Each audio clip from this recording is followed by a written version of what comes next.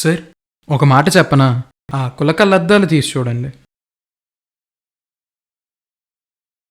Good morning sir.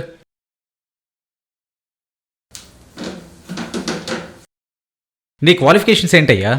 BTech చేశాను sir. అది కాదయ్యా, నీ క్వాలిఫికేషన్ ఏంటి? ఏఐలో స్పెషలైజేషన్. నీ క్వాలిఫికేషన్ ఏంటి? 2 years వర్క్ ఎక్స్పీరియన్స్ ఉంది సార్.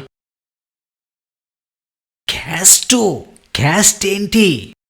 సార్ ఈ రోజుల్లో కూడా క్యాస్ట్ గురించి మాట్లాడుతున్నారా?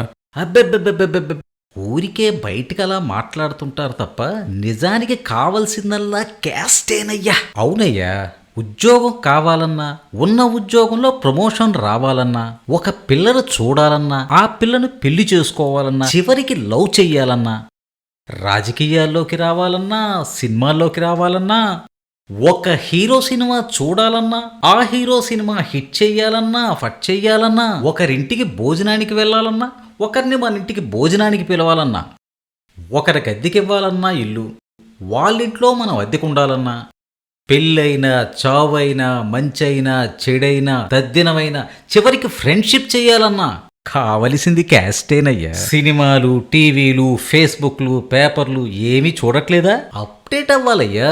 కాలంతో పాటు మీరు అప్డేట్ అవ్వాలి. పో ఈ ప్రపంచాన్ని చూసిరా.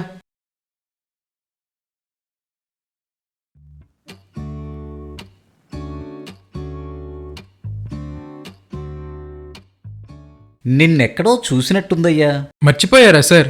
మొన్న ఇంటర్వ్యూకి వస్తే కుల పంచాంగ బోధించారు కదా. ఓహ్, నువ్వా? ఏం చేస్తున్నావు? ఈ పక్క కంపెనీలోనే జాబ్ చేస్తున్నాను. తమాషా ఏంటంటే వాళ్ళు నా కులం గురించి అడగకుండానే జాబ్ ఇచ్చేశారు సార్. ఇక్కడే రూమ్ తీసుకున్నాను. వాళ్ళు కూడా పిచ్చోళ్ళ ఉన్నారు సార్. కులం అడగకుండానే రూమ్ ఇచ్చేశారు.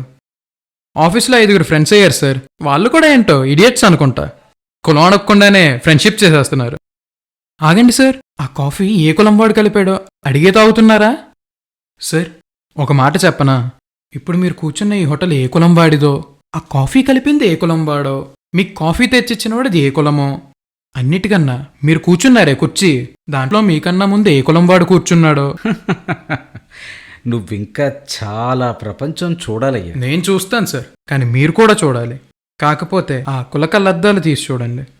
అప్పుడు కులం కాకుండా మనుషులు కనిపిస్తారు.